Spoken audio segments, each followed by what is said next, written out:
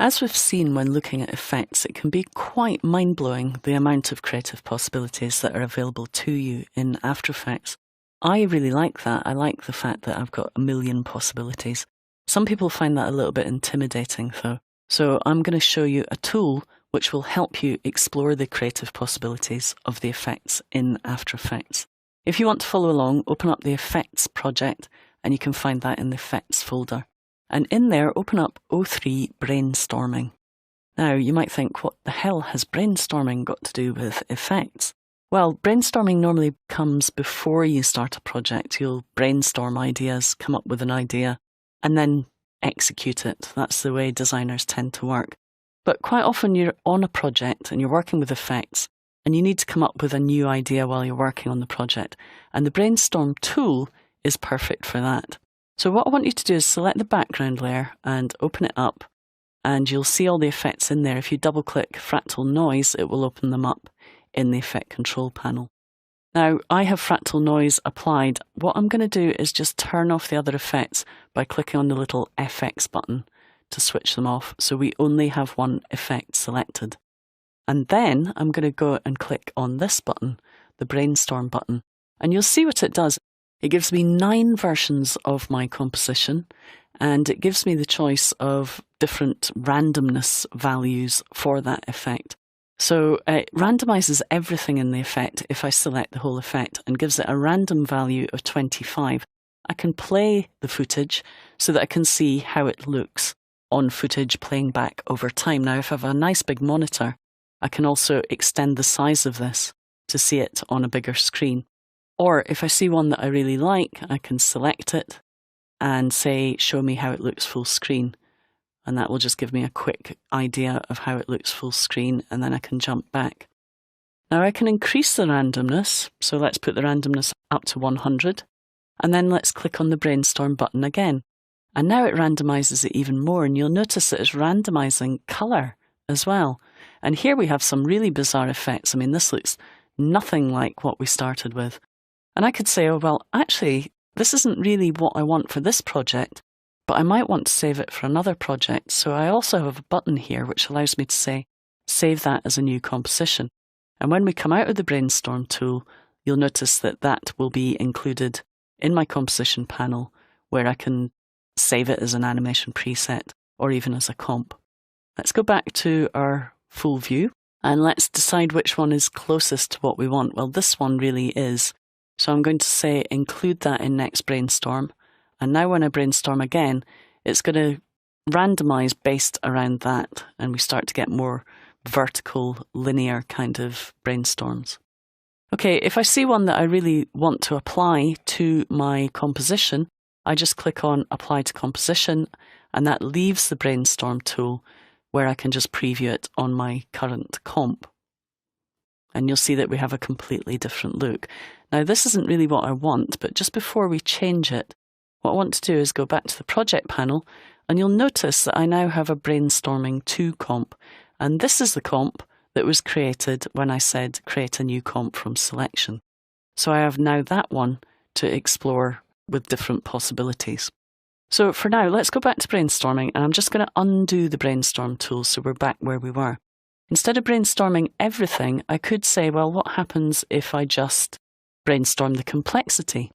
Click on the Brainstorm tool and we can select individual properties. Now I have a spread value for complexity. I'm going to put that up to 100 and just click on Brainstorm. And you'll notice now I'm getting more or less complexity depending on how much I randomize it. I like this one, so I'm going to say include that in the next brainstorm. The others I'm not too fussed about, so I'll brainstorm again. Now you'll see I'm getting less variation. Complexity doesn't really give me enough variation. So I'm going to say apply to comp for this one. So let's select that one, say apply to comp. Then I'm going to go in and select some different options. Now I'm a bit bored of adjusting fractal noise, so I'm going to try brainstorming colorama. So I'll click on brainstorm, and now I'm starting to get much more variety in terms of colour. I love this one, so I'm going to say include that in the next brainstorm. But I also like some of the more monochrome ones, so I'm going to include that. And now we'll get some kind of varieties based around those selections. If we increase the randomness up to 100, include that one again, brainstorm. We start to get more brightly coloured brainstorms. So again, I'm going to choose this one, apply it to my comp, and then I'm going to start having a look at some of the other options. So let's tile it. Let's go into Kalida, and with Kalida, I'm going to brainstorm that. Okay, and we start to get all these amazing patterns by brainstorming the Kalida effect. Now, I like that one, so I'm going to say include that. I like this one, we'll include that. Which other ones do I like? I quite like this one. And actually, I like this one. So we'll keep those, we'll increase the randomness up to 100, and we'll brainstorm again. We start to get amazing effects now. So here's another one that I like. So let's keep that one. Let's keep that one. And it starts to become quite difficult to make a decision because they're all really nice. So we'll brainstorm again. So you get the idea. And if we apply these to our comps, so let's save a couple of these as new comps. I'll save that one. I'll save that one. And I'm going to apply this to my composition.